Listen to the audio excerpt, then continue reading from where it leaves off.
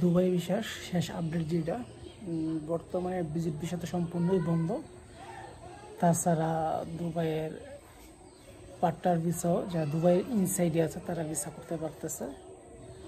আর লো পজিশনে যে ভিসাগুলো এগুলো বন্ধ আছে। তবে একটা অপশন অহরহ খোলা আছে, হাই প্রফেশন যে ভিসাটা। তবে এর জন্য একটা সিস্টেম রাখছে, যে সিস্টেমটা হলো 1998 সালের নিচে যতগুলো জন্ম তারিখ আছে, অর্থাৎ 1995, 90, 86, 85, 80 এই ভিসাগুলো হচ্ছে।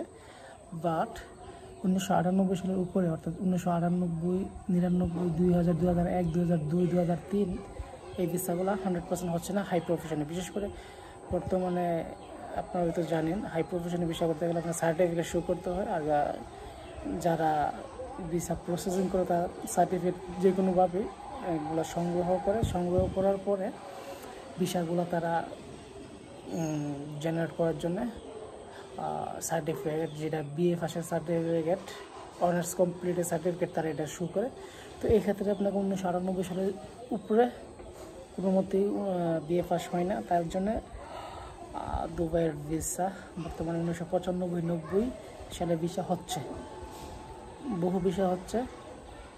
আমি যদি আপনাকে দেখাই এই ভিসাটা, আপনারা দেখেন, এটা হাই প্রফেশন ভিসা, যেটা পজিশন অ্যাকাউন্ট্যান্ট।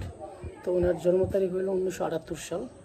অত কষ্ট বোঝা যাচ্ছে না, 1978 সাল ওনার সার্টিফিকেট শুক্রিয়া ভিসাগুলো করছে। সো ভিসা করতে চাইলে আপনাকে 1998 সালের কম হতে হবে, এবং হাই প্রফেশন ভিসা অ্যাভেলেবেল হচ্ছে।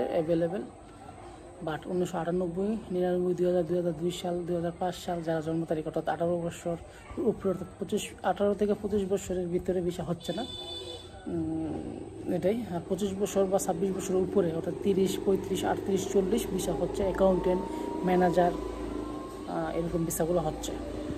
ধন্যবাদ।